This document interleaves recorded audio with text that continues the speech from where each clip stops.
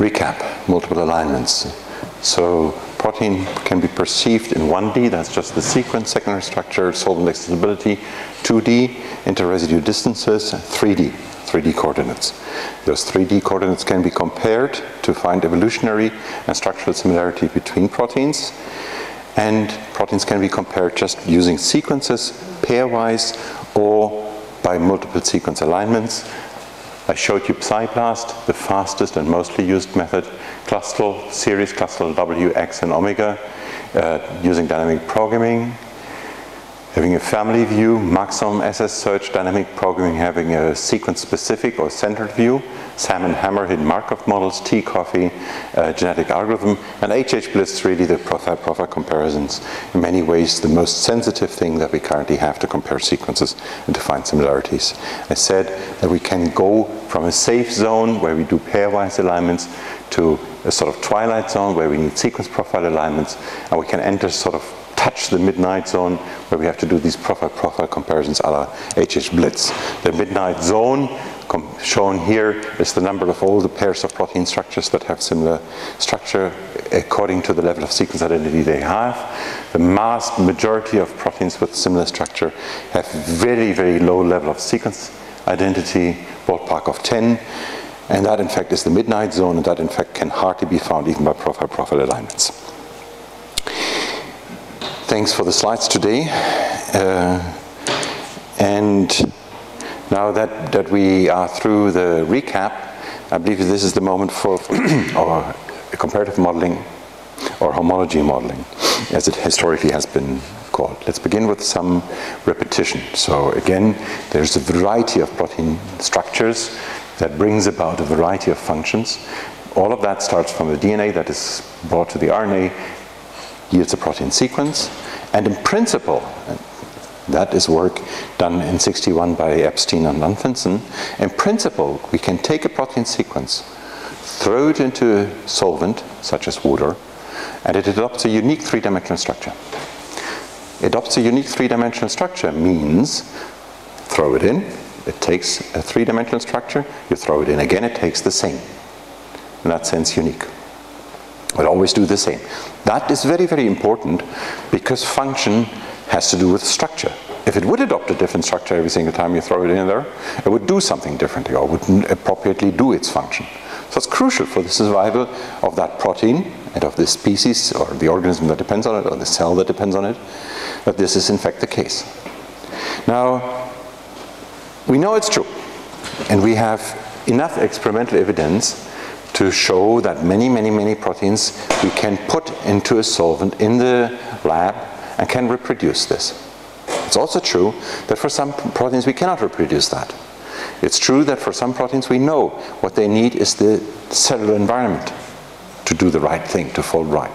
There are proteins called chaperones, for instance, that are thought to be like, imagine them like boxes or like spheres.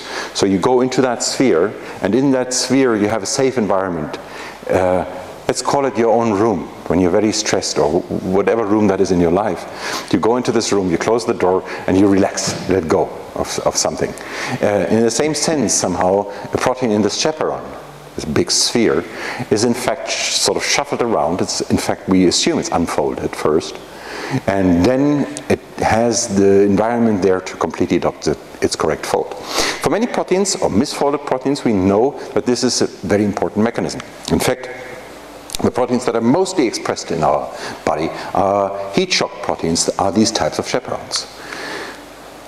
Now, we know that heat shock proteins are crucial for many proteins, but are they crucial for all proteins? We don't know. We do know that this type of experiment we can do only for some proteins, for very few. Does that mean that all the others take heat shock proteins or need some cell to fold? We still don't know. We assume that in principle, if we cut proteins into the correct units, such as domains, and we are back to that story, then every domain would behave like that. So you take it, unfold it, throw it into solution, it adopts a unique three-dimensional structure. That is assumed.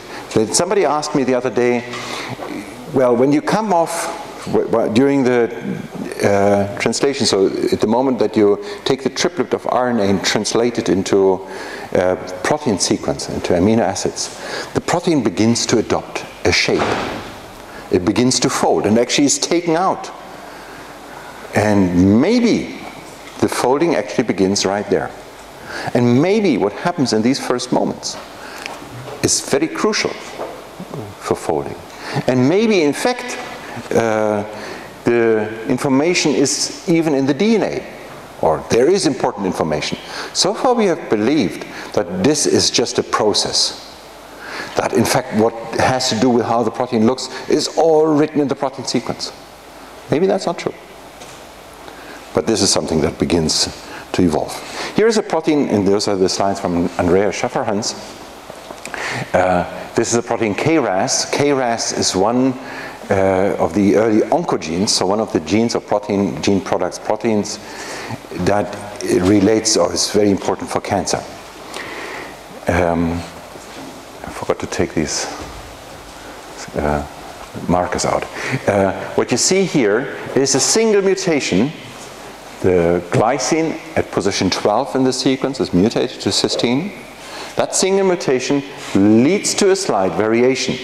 So in red you have the mutant, in the rainbow color you have the wild type. So wild type is typically the word of the normal protein in your body. In that sense it's wild, okay, it's the wild type. So experimentalists talk about the wild type as opposed to their product that they change. So in this particular case, in fact that mutation is one that happens in bodies, in us.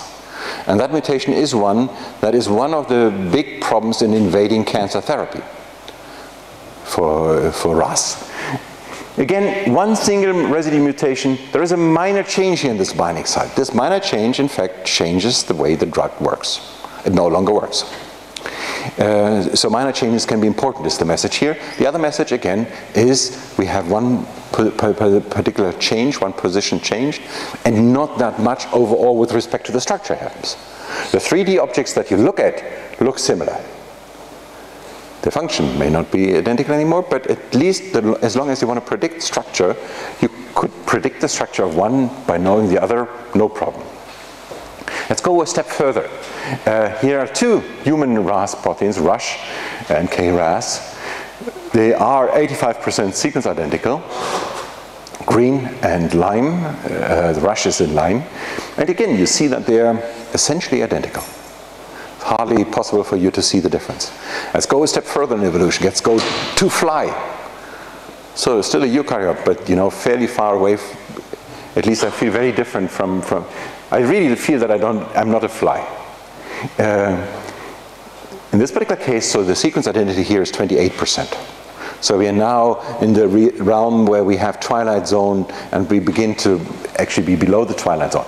In terms of three-dimensional structure, the fly protein here is an orange. It's again essentially the same thing, right? There's only, you changed 72% of your residues and you maintained essentially the same structure. Yet another step, let's go to bacterium. And now we no longer have RAS, and now the function is rather different, but it still is an enzyme, a hydroxylase, in purple. And you see now, in fact, here the similarity is 19%, so you have 81% of the residues that have changed. And again, the structure looks very, very similar. The wheel behind here shows that RAS, in fact, is completely distributed over all three kingdoms. Green are bacteria, purple are the eukaryotes. Immense diversity in that family, but all essentially, again, have a structure that looks very much like this. Now the idea of comparative modeling simply is, this is the set of structure, or subset of the structures that we know. When you come with a sequence for which you want to predict the structure, you don't know the structure of that. Let's just look whether any of those that we know fits, and if it fits, let's use that. And the same idea that in fact, you know, they both have the same structure. In this particular case, you would just look up the structure from the one that you find is similar. Let's get some numbers. How well can we do that? And these numbers here are estimates based on actual lookups from '99, using These are the current numbers of the databases. Again, UniProt has about 55 million. PDB, so all the proteins of known, experimentally determined, known three-dimensional structure is about 100,000. These numbers are not strictly comparable because many of those are large aggregates of many proteins. Nevertheless, in between SwissProt, 400,000, this is roughly the number of proteins for which we have annotations about their function. This is about 13% in some sense. Now, in PDB, what this one shows, if I filtered out, and that is a little bit older PDB that has 70,000, this is all 70,000. If I just move everything where I have 2 times the same protein with the identical sequence, you see we are from 70 to 42. So a lot of what is in the PDB is in fact simply the same sequence done again because of a variety of reasons and with a different substrate. So you want to see how that protein looks if it does not bind GDP, or if it, in the case of the Rost before I showed you binding a GDP in there.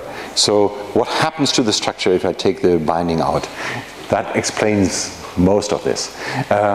And then, you know, you go from 42 to about 28, but just looking at everything that has at least 5% diversity in terms of its sequence, and so forth. Down there, at the real end of where things really differ, we have about 14,000, roughly. Now again, we want to find the one in the PDB that is similar. In the safe zone, how much can we find? So essentially, what we can find is about 22%. What we find, so again, these are examples where I take my sequence of unknown structure, I align it against the PDB by a pairwise safe zone kind of simple alignment algorithm that I described to you over the last 2 weeks, and I conclude that those in fact are significantly similar in that region where the structure has been determined, and I take that structure and I simply copy the coordinates for my sequence. Okay, that's the simplest approach, and I today will show you some better approaches, some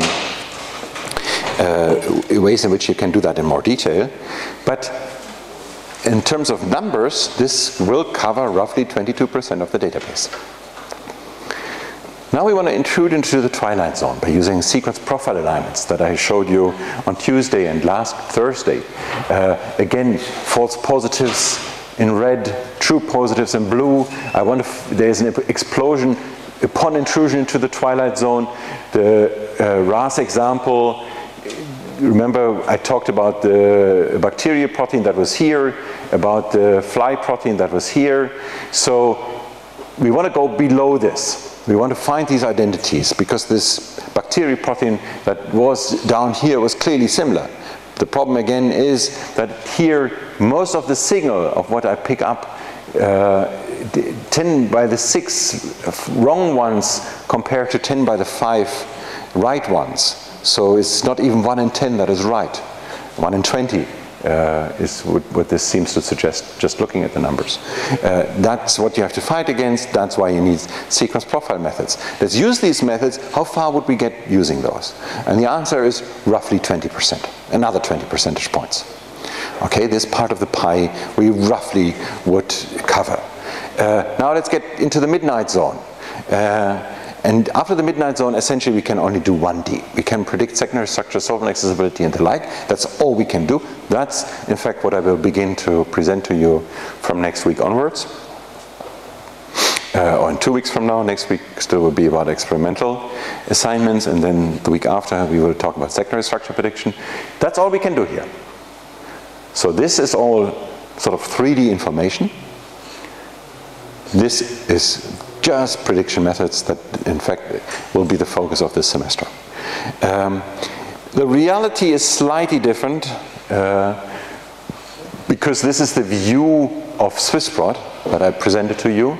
SwissProt is the 400,000 sequence for which we have annotations, and that's slightly biased. If we adopt the view of a genome, really, then it's more like this. So the numbers are much, much smaller.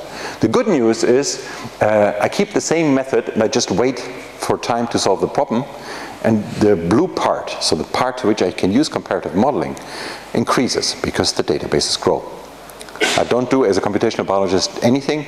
And in some sense, if you want, this is a great selling point for computational biology. It's a field where you can do better over the years by just sitting around and drinking coffee. Isn't that great?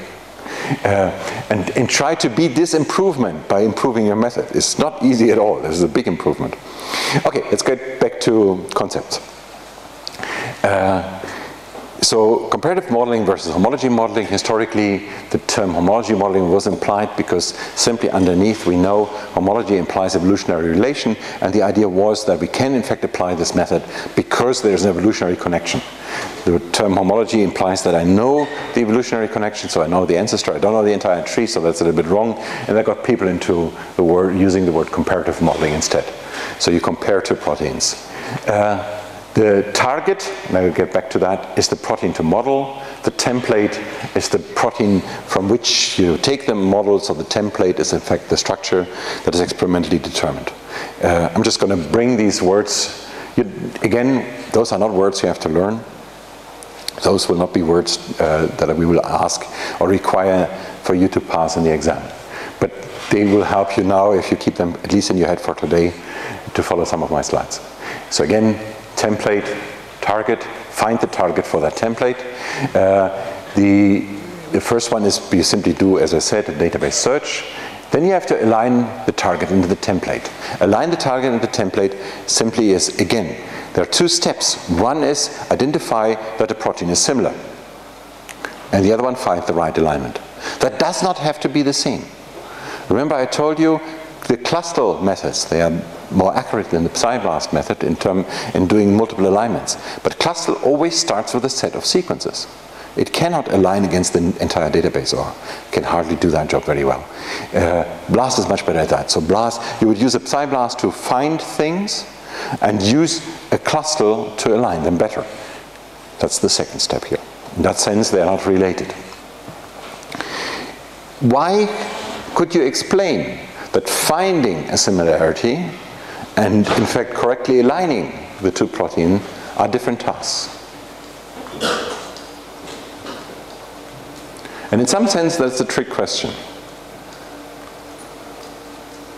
Any suggestion?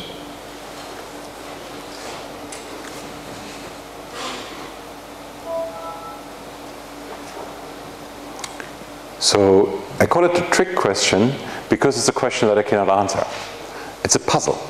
In principle, if you think about the problem, you do the alignment right. That means you know for every single residue position, for every pair of residues or every set in a column, you know what should be correctly aligned. That should be the best beginning to deciding what is related and what not. There's absolutely no reason, in principle, why this should be a separate problem from finding the hits. But reality is, those two things are done best by different methods. And it's a little bit beyond us why, really. And we, in fact, this puzzle has puzzled the field for the last 30 years. In the field, again and again, people have sort of, let's call it the wall, hit their heads against that wall and tried to come up with ways to sort of tear it down. But so far haven't succeeded, and it remains unclear why. Okay, now we have the best alignment. Now we have to build the model. Then we have to assess the model. So build the model means that I have my sequence for which I don't know the structure, and I build a model of its three-dimensional structure. Assess the model means that now I see how I believe it will look. When I see how it looks, it may be that I put two positively charged residues next to each other. So in my template structure, the experimentally determined structure, there were not two positively charged residues. My alignment, that just happened to be the best alignment because there are so many constraints, and by coincidence these residues were aligned there. But suddenly in terms of the three-dimensional structure, there's a clash. Or they come too close because their side chains are too long. Then you have in fact to find a way to refine your model. Refine, or possibly the clash is so bad that you say this model doesn't work. Okay? Try another model. Refine the model in this case of a side chain clash. So here you have two short residues with two short side chains that sit next to each other, and they So we have 3 residues here, and they form a sort of pocket, and they have all fairly short side chains, and all these short side chains fit in there. There's enough space for short side chains. But now in my new protein, for which I copy those 3 for these 3 points, the coordinates for my model, but here we have long side chains, and that explodes. And suddenly that doesn't work anymore, because I can't pack these long side chains in. And the refinement could be, maybe I can make them point in a different direction. Maybe there is space elsewhere in the molecule implied by my model that allows me to rearrange some of the details that would then look better. So again, there is a region where sequence alignment alone is enough, and there's a region often referred to as fault recognition, where in fact more knowledge about the structure of the type that I just talked about may help you to rearrange, and in fact it also may help you to even find. Let's get back to the problems on the scale of sequence identity. So when you have 2 very, very similar proteins, then the major problem really is the speed of modeling. Comparative modeling takes time. And so the higher the similarity, the more easy, in some sense, the modeling is, so you make very few mistakes, and ultimately it becomes an issue of speed, of CPU time that you invest into that. If you go further down, so again, you know, we are still above what I call the Twilight zone. We are still way in the realm of where the alignment, the pairwise alignment, in principle gives you good answers. Not quite true, but the quality of the model becomes an issue here. Quality of the model means you begin to have changes, you have extra loops, you have bigger side chains, and that sort of makes problems in the model becomes inaccurate. Below here, the problem really becomes the alignment. Now again, what I said is you take the alignment, use the alignment to read off what corresponds in terms of the 3D coordinates. If the first alignment was wrong, you simply take the not corresponding point in 3D, and that is a mistake you cannot recover for.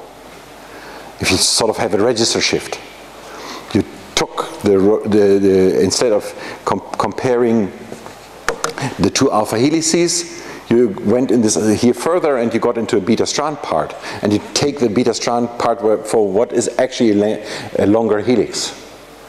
There's no way you can correct for that mistake anymore. You can hope that it will give you models that are in the assessment bad models, but you may not be able to even see it.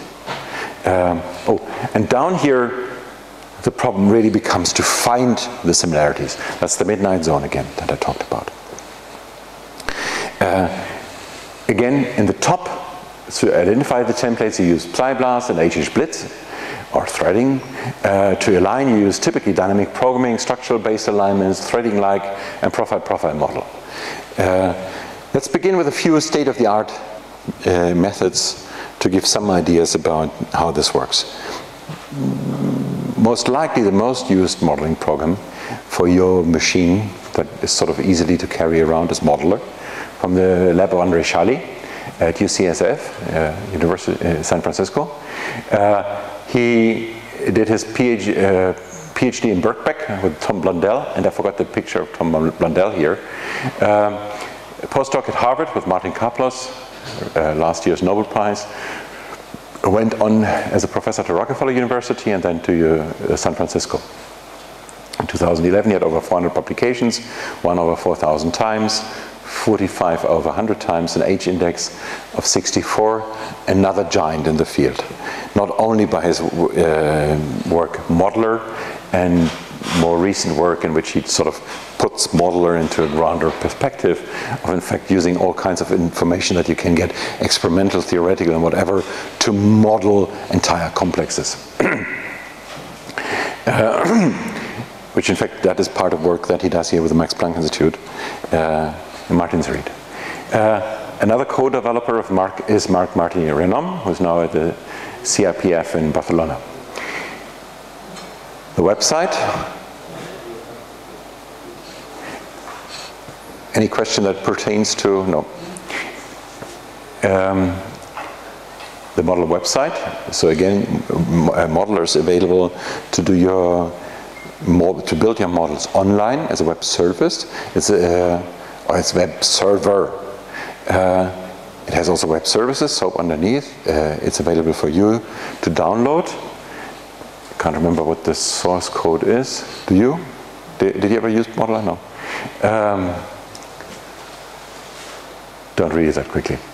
Okay, so again, the way it does it, you have a start, you have a fold assignment, so that's essentially the point where I say find the protein in the PDB that is most likely to have a similar structure.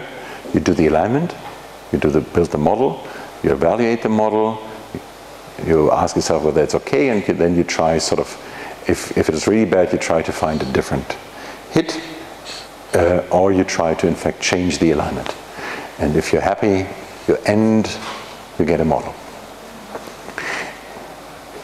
One big issue, and let me just put this, I see that I cut the method short on this one here.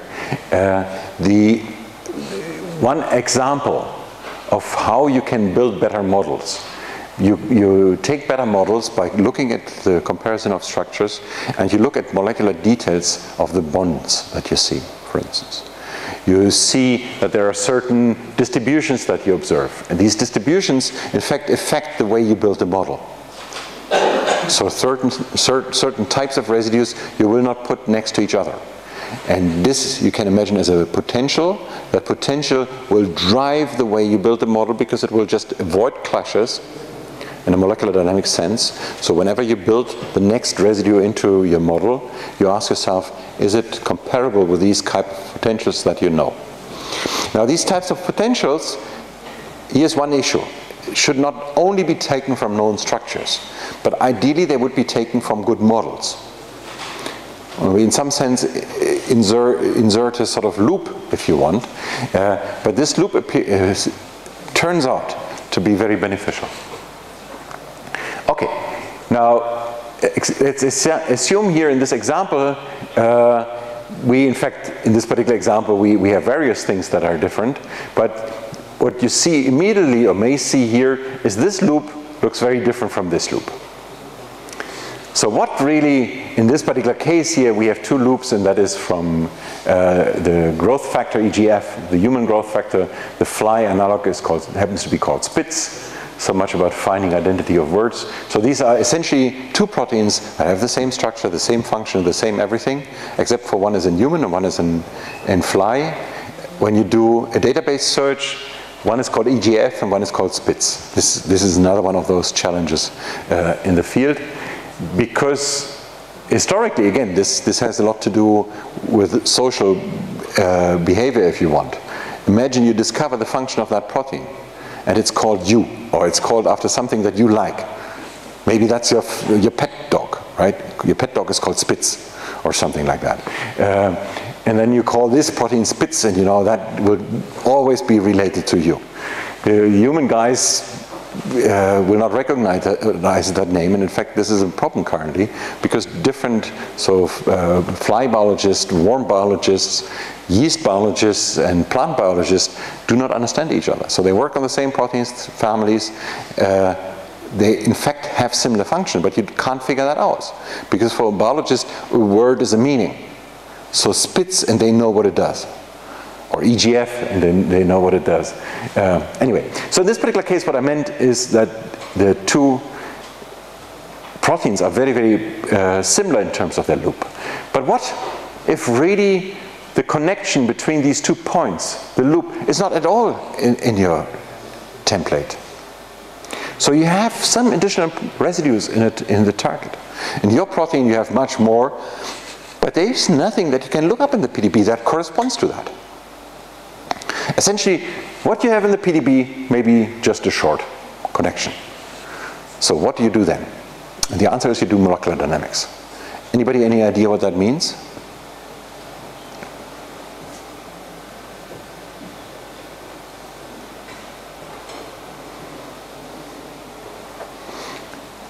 Am I over your head, or yeah? Maybe we'll try to simulate how that part of the protein will unfold. How would you do that? So again, for those of you who are too far away, he says you will simulate how that part of the protein folds. How would you do that? Well, we'll add knowledge of chemistry and how the molecules interact with forces. So you add information about the biochemistry or chemistry, about how molecules interact. So essentially, the idea really is you describe the pair interactions of particles by force fields. That could be one way of your condensed knowledge of chemistry in this particular case. And it allows you to say that now I begin with one residue, so I begin on either of the two ends. Let's say I begin here. Now I want to add one residue. And I do that such that it will not conflict with everything that I have so far. So I have a model here. That model implies an a potential around it, an electrostatic potential around it. It implies some local force field. And now whatever I put here, wherever I put the next molecule, the next residue here, is put such that it does not conflict with anything I've observed so far. And I do that until I get this entire loop. That's the idea. And that, in fact, is exactly what molecular dynamics is about. Now, molecular dynamics works essentially on having learned interactions of pairs. That means you need something that's sort of positively arresting, constraining, confining you. Which means that if you had a helix or something like that, you have a lot of interactions there. There you see immediately how this thing will continue. So if you had to do it with a helix, then there's almost only one way to do the helix. If you have something that is more floppy, you have fewer constraints. If you have fewer constraints, this procedure is more complicated. In some sense, you could also say it's more easy, because you will have many, many solutions. But you will not be able to distinguish between these solutions. That's the complication. Which in fact, in some sense, may also reflect truth. So longer loops are typically floppy in the sense that they can change more. So this typically would move more than this beta strand in between here in a regular structure. Say this were the truth. And there are proteins such as antibodies that have these long loops. Any idea why it might help to have such a long loop?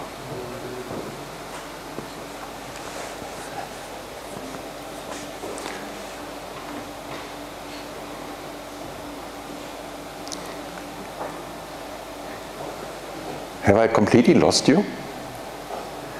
Or is it just, Thursday the 15th of May is always a bad day? So I've smiled, so I've not completely lost you. But I'm not entirely sure that I speak to more than, I'm not sure. Okay. Is there a way to turn this around to somehow get more, you are here, you're not running away. Something keeps you. Anyway, I'm a little bit lost with a reaction today. So one reason for such long loops could be that, in fact, you adopt to different substrates. And that is exactly what antibodies do. They have a long loop, and in this long loop, they can bind different substrates. That's important, because essentially with your antibodies, you want to recognize different viruses, different bacteria, different candidates to attack. And the loop is an essential part of making this happen. Now, the problem then, again, since long loops are not that confined, not that constrained, is also that you make more mistakes. What this paper from the Charlie group shows is the loop length here versus the RMSD. Two different models. But essentially, they both go up. Essentially, what you see is that in the scale here is RMSD, so is the angstrom, to the degree to which the two, over the course of the loop, the two loops differ. Goes up, so 14, for 14, it's unclear again here where you put the point at which you sort of say failure, but most likely from this graph here, this is the type of point here, 10, 2 angstrom. That's sort of the point around here where you would say you can do loops of 8 to 10 residues. More, you cannot. because then you just have too few constraints, you have too much that can change, you're too often too wrong. The evolution of the field, in fact, is that 15 years ago, we could, for a loop of the length 10, we could not even, in a statistical sense, get it more often right than wrong in which direction the loop would be. So is it like this or is it like this? 15 years ago, for 10 residue loops, we got that wrong. Today, essentially for 10 residue loops, we get the orientation right, most of the time. But still, there are many, many, many mistakes in between. So again, is it going to be like the arc here, or is it going to be like something like in between, like a wave in between, that we cannot determine? Let's go to the next level. Swiss model. Swiss model comes from the Schwede lab at the moment in Basel. That's Thorsten Schwede, who did his PhD in X-ray crystallography. And of all the people I've presented as shapers and shakers in this lecture, is the first one, I believe, who completed his PhD in experimental biology. Is now at the Swiss, or is part of the Swiss Institute of Bioinformatics and the Biocenter of Basel. By 2011, 45 publications, 1 over 2,000 times, H-index of 19. That by no means reflects the importance that his group has. Over 1,000 accesses every day to their websites from people who actually use the models that they produce. And a lot behind there is really CPU and problems that pertain to computational sciences. Behind originally is Manuel Peitsch, who I believe is no longer at Philip Morris at this point, and Nicolas Gouet. The idea of Manuel Peitsch originally, and I'm flying blind because I don't see the next slide. He has a website for it. The original idea, the underlying philosophy, was to have a tool that is fully automated.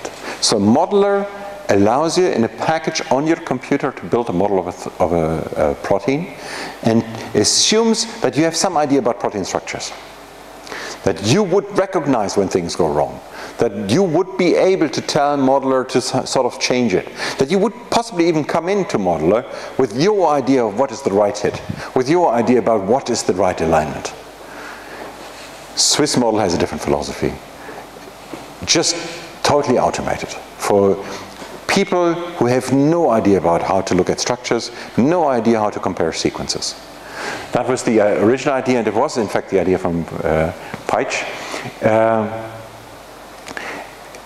And here was another point. I just want to put back the Manuel Peitsch, because I found this remarkable. Manuel Peitsch at this point already was the leading position in a pharmaceutical company, and in some sense that implied he could make statements that other scientists don't dare. And his statement simply was, not only develop a method, Swiss model, that everybody can use. This is still something that every scientist can sell. But his statement was, you guys, you try to improve, but you never know what you do. You always make mistakes. Let's just assume we don't do anything. That's easy, that's fast, and who cares? You spend 20 years on trying to do things better in Modeler. I don't care about this improvement. I want to be fast and I want to get something immediately. So the less you do, was his point, the fewer mistakes you make. That's a very extreme philosophy that if you want to write your next grant or your next paper, you most likely will not adopt. But when you're sitting safe in a pharmaceutical company, this may be a good start, and you may not care. The initial idea then was to simply do a blast alignment, copy the coordinates, and.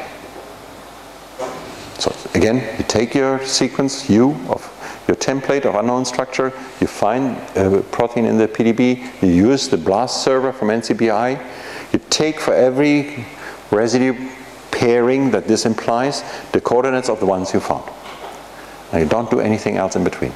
You don't connect loops, you don't wriggle around if there are clashes, you just copy that image, and here you are, you have a model that is produced in very little time. That was the original philosophy. And Things since got much, much more complicated. Swiss model no longer is that. But the reason why Swiss model was so successful is that with this simple philosophy, it in fact was one of the best available methods. It did not quite beat Modeler, but it did beat almost every other server that existed or method that existed for comparative modeling about a decade ago. And that in fact was at the base of putting much, much more energy into Swiss model and making it something way better and way more complicated. And that again is done today by the lab of Thorsten Schwede. We begin, and that in fact is an aspect here that is very different from Modeler, with a target feature annotation. Target feature annotation means I now try to find out, is there anything else I know about that target, about your protein? Is there something I know about its function? Is there something I know about its binding? This helps you to identify the template, to select the template. If you have, so for instance, you have two protein structures, one bound to ADP. Is yours bound to ADP? Is yours binding ADP? And that choice, which one you take, will be made according to this knowledge that they get by searching the database with your sequence.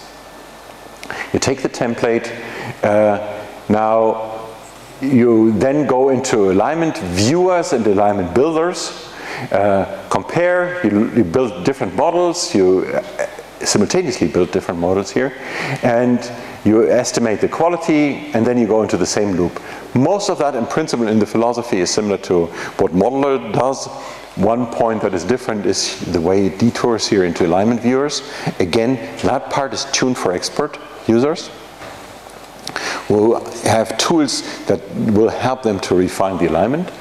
And this additional information at the beginning is another big difference. And the other part of the difference is really in the details in which the algorithms are connected, combined, and which the whole thing is put together in terms of the science. And the science essentially is about the logic. Which step do you do first? How do you weigh the knowledge-based potentials? So using molecular dynamics, there's different force fields, there's different ways of doing that. How do you build in constraints? How do you use multiple structures if you have them?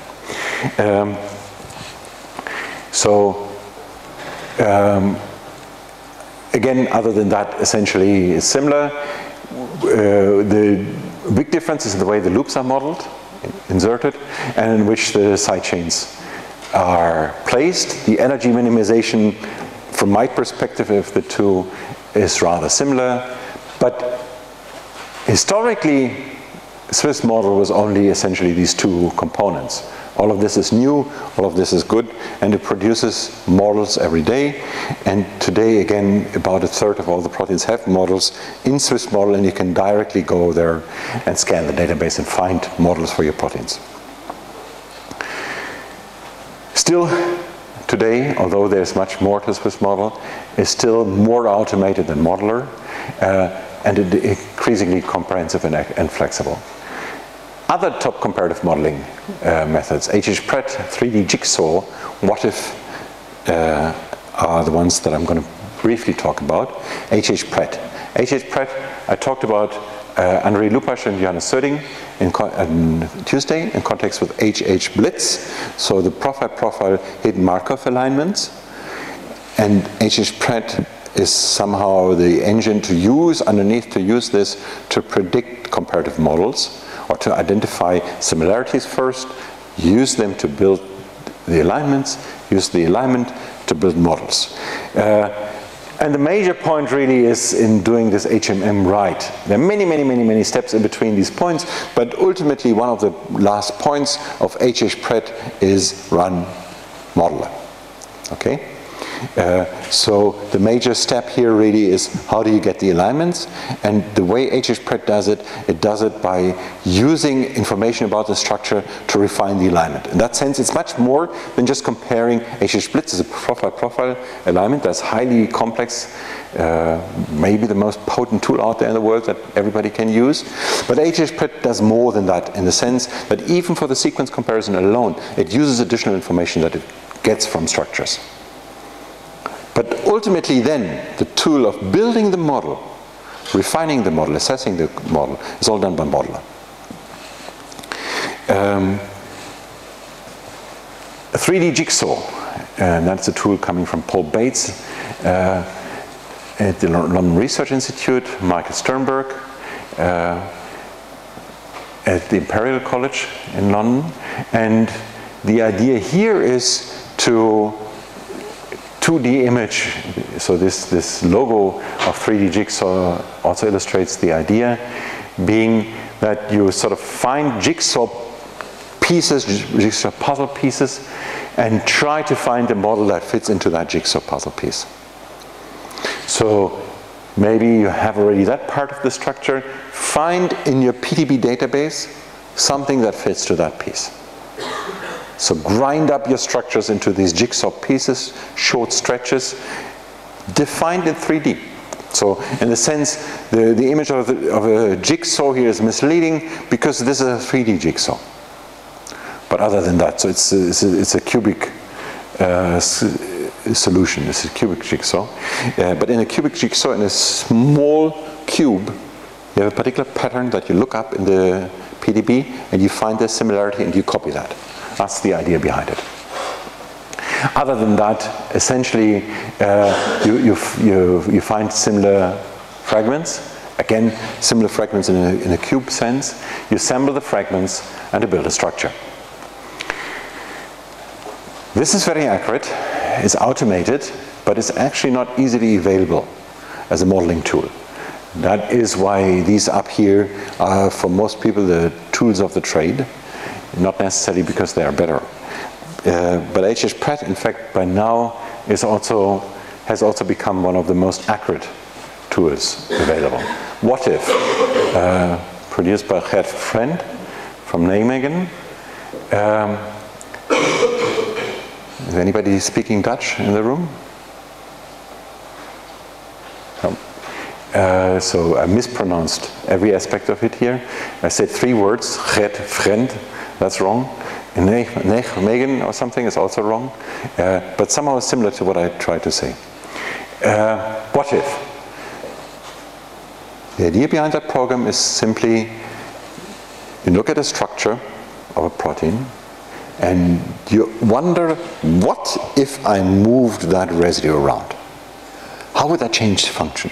How would that change, in fact, impact the rest of the structure? Again, in the context of molecular dynamics, I know that if I move this point here a little bit, that has an impact on its local potentials. So it will move, since everything hangs together, it will create some force and it will move everything else. So the idea was simply to produce a modeling framework that allows you to answer the question, what if I moved one particular residue? Okay? And out of it, he built a whole suite of programs written, I don't know in what language anymore. There's an interface to that, that's from Albert Krieger, Yazara, that produces nice pictures. So those are just a few of the pictures produced by Yazara. Yazara, and it really looks cool, right? How this structure, you get that out of a program, wonderful. So just look at all the images that I showed you so far, and then you look at something like that. So that's what Yazara does. And Yazara, you can use Yazara on top of everything else, so it's a standalone program, but it was initially meant as a front end to What If. That's why I bring this in connection. And once again, I believe one of the reasons why I show that is because a smiling scientist and nice pictures is something that is a pleasure to look at. But the important message here is that the way you sell your product, so images, are crucially important. It is important to get the details right, because otherwise you may model incorrectly the drug interaction. And that may mean that you in fact believe that this drug will work on you, but it's going to have a detrimental effect. Or you overlook the positive effect you could have had by having the right model. So there are all kinds of immediate negative impacts on my body if I make a mistake in drug design. So if I get my models wrong. But if I only get my models right, and nobody appreciates that, including myself, that's also wrong. So you have to find a good compromise. And typically the good compromise is best found, just like in the example of Clustl, where there was one expert in looking at alignments, one expert in programming, and one expert in bringing a nice image. Here in this team, we have Gert Frendt, who is in fact the expert on getting the model right, and Elmar Krieger, who is great at many things, but also, in fact, at getting the images right. Find the right team. Be the one who presents the other half or the other part that is needed. This is again the message here. What if, when I first looked at What If 25 years ago, it was very complicated to use. Let me define that. There was one person in the world who could use it, and he tried, Gert Frendt, and he tried to find another one, and gave courses and courses and courses, and eventually sort of beat some people into showing up as the ones who understood it. I'm overstating it, sorry, Gert. What If got much, much, much simpler to use. But it's still by no means sort of an automated type of background model of Swiss model, but again, it underneath gets a lot of the details right and better. By the way, What If does all kinds of things. I don't know how many millions of lines of code it is. It also plays chess. It's just, you know, to give you an illustration about the volume of this package. There is a tiny, tiny subroutine somewhere that is a chess program. Just, you know, I don't know whether you have ever written a chess program. It's not typically a tiny subroutine in what you typically write. That gives you some idea how big the thing is. Okay, iTaser. That comes from Yang Chang, University of Michigan. And iTaser, and again, I'm sorry to go back and forth here. So the idea behind iTaser is essentially the same thing that I had before, but now the focus is laid on learning much, much more about the way the model is built. So once you have a model, you can go back and completely change the way you find templates. Because now you have an implied three-dimensional object. You can do a 3D search. Okay? And you can begin to model a little bit more in terms of a molecular dynamic context, not only for short loops. And by these models, you can build other models that may imply other choices in the alignment, other choices in terms of identifying the template, and that may allow you to find models that others don't find. So Taser now has a lot of molecular dynamics underneath. A lot of CPU is run. So these are models that are achieving something that the others typically cannot. So Pratt can sometimes, but sorry, this finds hits that are really almost in the midnight zone, hits that are absolutely not easy to find, that are not very supported by sequence alone, simply by running a lot of simulations that sort of predict aspects of structure and then look at these aspects of structure and rerun in a circle. In fact, that seems to be currently the leading program in the world to predict protein structures, or any aspect of protein structures. Again, mostly based, I bring it here in this context of comparative modeling, because most of what Taser does is it defines regions that look similar to something that is in the database, and it finds a wonderful way, the most accurate way, to use these pieces, string them together, build a three-dimensional model. Okay? The workflow, again, is similar. The template identification. Now, this is way beyond sequence alignment. Structure assembly, put together continuous fragments. There's a mistake here. And use knowledge-based force fields.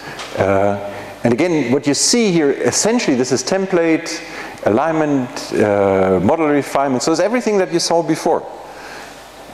But you may not even recognize the words anymore, because I haven't spoken about these aspects of structure.